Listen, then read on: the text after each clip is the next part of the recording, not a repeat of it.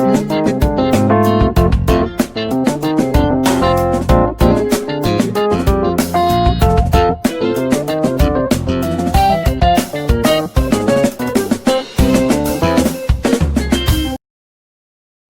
everyone, you are welcome to Anchor Network where you get reliable and authentic news that are so crucial to you. I say big thank you to everyone who has been part of this channel and who has taken time to subscribe. And if you are yet to subscribe, I say please click the red subscribe button and also the bell icon. The bell icon will allow you to get notified anytime we publish any news.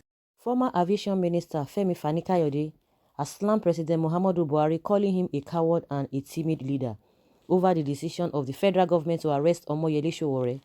Recall the Sahara Reporters publisher Sowore was picked up from his Lagos home on Saturday, August 3rd by men of the Department of State Security DSS. Via his IG page, FFK shared his thoughts on the arrest, saying, "Every Nigerian has the legitimate and constitutional right to protest and demonstrate peacefully in a democracy. It is not an act of treason to march against the president and to protest about the insecurity in the country." The publisher of Sahara Reporters and a presidential candidate in the just concluded presidential elections, Mr. Omoyele Sowore, expressed his desire to demonstrate peacefully against you, President Muhammadu Buhari, and your government. He chose to call his protest a revolution in order to emphasize his zeal and the importance of the event. He has no arms. He has not threatened to conduct an armed struggle or engage in an armed insurrection or to kill anyone. So this can only be a revolution in name and by words. Yet you are such a coward. You are so timid and you are so fearful of your own shadow that you storm his home in the middle of the night, arrest him and threaten to charge him and his supporters with treason if the demonstration holds. Meanwhile, various murderous northern supremacists and hardline Fulani extremist groups, all armed and fully loaded, have stated their intention to kill every southerner in the north unless and until Ruga is accepted and implemented in the south. They are filled with hate. They have arms. They are racist. They are ethnic supremacists. They have a publicly stated murderous intent, and they have already killed many in the south, the middle belt, and even in the north itself. Yet you did not see fit to arrest even one of them or declare them as terrorists. It is those that do not kill, that do not have arms, and that do not threaten to kill that you threaten with treason, detain, jail, kill, and call terrorists like IPOB, IMN, the civil rights groups and activists and members of official opposition. I am constrained to ask you, why are you such a coward? Why do you always target those that cannot fight back, that do not kill, that do not threaten the peace, and that do not carry arms? The only thing they have are their words, their feet, their hands, their pen, and the courage of their convictions. Yet you are so intimidated by them and so frightened of them simply because you cannot bear to be exposed for what you are. You silence and clamp down on the official opposition, on IPOB, on IMN, on the civil rights groups, but you bow and tremble before the Fulani Esme and covertly protect and support them while you pamper Boko Haram, secretly empower them and fight against them with kid gloves. You do not even honor our gallant soldiers that fought Boko Haram in battle, but you instead bury them like stray dogs in unmarked mass graves after they are killed on the front line. Meanwhile, your military commanders are openly telling Boko Haram fighters that if they put down their arms, they can end up being president of Nigeria. That is the pitiful level that you have dragged your nation and the Nigerian military to. I must ask you, why this glaring double standard? Why are you such a bully, and why are you such hell-bent on dividing and destroying Nigeria? I guess you have already achieved that objective, because I doubt that our country can ever be the same again, but yet you are still not satisfied. You want to do more. You want even more turmoil, strife, division, violence, mayhem, confusion, slaughter, carnage, and conflict, and you are trying desperately to provoke a violent reaction from your targeted victims and those that you secretly hate and despise. This surely is the work of the devil, and you, sir, are Satan's demonically anointed and satanically inspired emissary. I warned the country about you before and during the presidential election in 2015, but they would not listen. People like President Olusegun Obasanjo, General Ibrahim Babangida, General Abdulsalam Abubakar, Chief Ernest Shonekan, Professor Wole Soyinka, Sheikh Ibrahim Ezazaki, Mr. Omoyele Sowore, Pastor Tunde Bakari, Vice President Atiku Abubakar, Senator Bukola Saraki, Mrs. Obi Ezekwesili, Mr. Femi Falana SAN, Chief Dele Muhammadu, and many others supported you, but then I, by divine insight and prophetic perception, saw through you, knew what you stood for, knew what you planned to do, and knew what you represented. So did my friend and brothers Mazi Nnamdi Kanu, Governor Ayo Fayose, Lieutenant Colonel Abubakar Dangiwa Huma, retired, Pastor Bosun Emmanuel, and a few of our fathers in the Lord like Bishop David Oyedepo, Pastor Ayo Rishe, Prophet TB Joshua, and a number of others. Even the leadership of the PDP at the time and top members of President Goodluck Jonathan's administration, with the possible exception of Prince Deji Adeyanju and Pastor Renu Omokri, did not see you for the great evil that you are at that time, but now they all do. The bad news is that you are going to plunge Nigeria into a major crisis and conflict and a terrible, protracted, and bitter civil war, which most do not see coming, and which no one wants or pray for, but which come if you do not change your ways or if you are not stopped. If you do not change your way, if you do not stop, this might come. This is very sad. It is a great tragedy that is precisely what you secretly crave for and want. Bloodshed, the suffering of others, and turmoil brings you and your supporters pleasure and joy. But permit me to tell you this: warmongers, bloodthirsty, and bloodlusting sadists and evil men never end well. The matter and this story will not end the way you want or expect it to. Your power is not divine, it is temporal and temporary. Others have come and gone before you, and you will go in the same way as them, in God's way and in God's time. We are not violent and lawless, revolutionaries or irresponsible or reckless, anarchists, and neither do we believe in doing anything outside the Constitution or the law. We are committed Democrats and great believers in the rule of law, the Constitution, and the democratic process. That is what we believe in.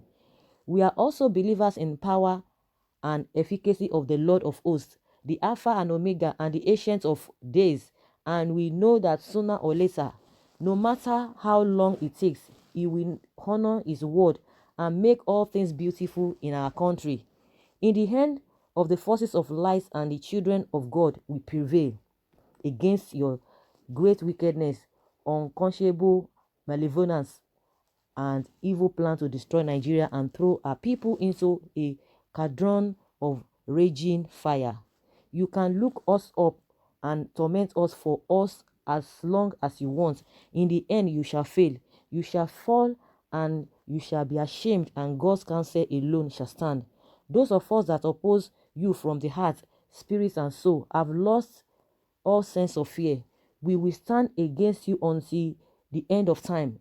We will sacrifice all, including our very lives, if that is what is required for us to break our chains of servitude and slavery and win our freedom. Our message to you is simple and clear. Do your worst, because we expect no less. God gives and God takes. Blessed be the name of the Lord. Permit me to conclude this contribution with the following. It was brought to my attention that my friend and brother, Governor Nyesom Wike of Rivers State, condemned the planned demonstration and put the security agencies on full alert to arrest anyone that dared to come out to protest in his state. With the greatest respect to my brother, I believe this was wrong and that it was a mistake. I believe that was wrong and it was a mistake. He and I both know that Sowore does not have the intention or the capacity to effect a violent revolution, and that the planned protest would only have been a revolution in name. It would have been a harmless exercise with relatively small numbers and an opportunity for the activists that often collaborate with Sowore to come out and express themselves.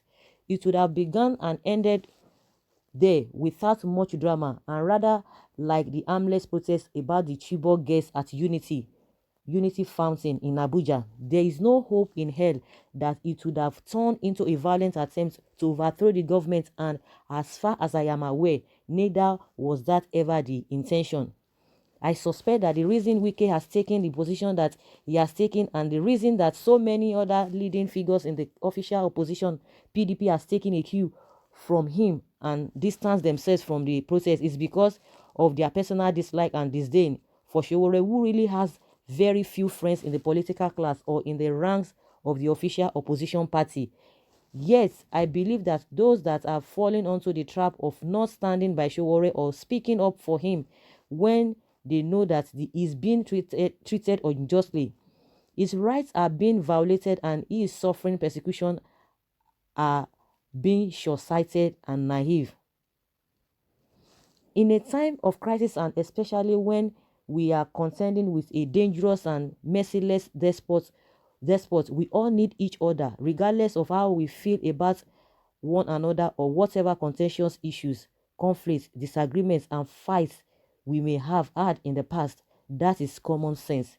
In a time of war, my enemy's enemy, out of expediency, necessity, and good old-fashioned pragmatism, automatically becomes my friend. Failing to grasp that point and holding on to it could prove to be fatal to our collective cause and objective. No man can take one government on his own. We all need each other. Permit me to go further. If anyone should have an axe to grind with Omoyele Sowore, that person is me. He has never been my friend. I have never met him, and I have never liked him. He has offended me on many occasions, and he has also offended many of my closest friends, political associates, family members, and relatives. Worse still, his website, Sahara Reporters, which has a massive reach all over the world, has slandered, labeled, vilified, and defamed me and mine more than any other media outlet in the world, and has consistently done so since 2005. There is no love lost between us, but that does not mean that I will remain silent, sit back and gloat when his rights are being violated, or when he is suffering persecution from a government that can at best be described as paranoid, vicious, cruel, desperate, mendacious, relentless, and dangerous, and at worst genocidal, murderous, and evil. When I was detained in a specialty built Boko Haram terrorist facility, which only had Boko Haram suspects and convicts in it, at Kuje prison in 2016, and my life was purposefully put in danger. Sowore, his Sahara Reporters, some of his colleagues and activist friends made mockery of me. I was reliably informed that some of them were hoping and praying that I would be killed or maimed by the terrorists while I was there. I have little doubt that that was Buhari's intention and desire, as well as it would have surely come to pass had the Lord not been with me. Yes, I will not repay Sowore in the same coin. Only fools mock others when they are going through hard times, challenges, difficulties, and travails. And this is especially so when they are going through those travails and hard times for a noble and worthy cause. It is enough vindication that the same people that he was once in bed with, that he once collaborated with, that he helped bring to power, and that he once wined and dined with, are now humiliating, demonizing, and terrorizing him too. The same people that have continuously insulted, persecuted, vilified, demonized, and denigrated me and mine for the last 4 years are now persecuting him as well. To hear about him being roughed up, dragged out of his home, arrested in the middle of the night, might be detained by the DSS, to hear that there is a possibility that he may be faced with a charge of treason or treasonable felony for doing no wrong does not give me joy at all.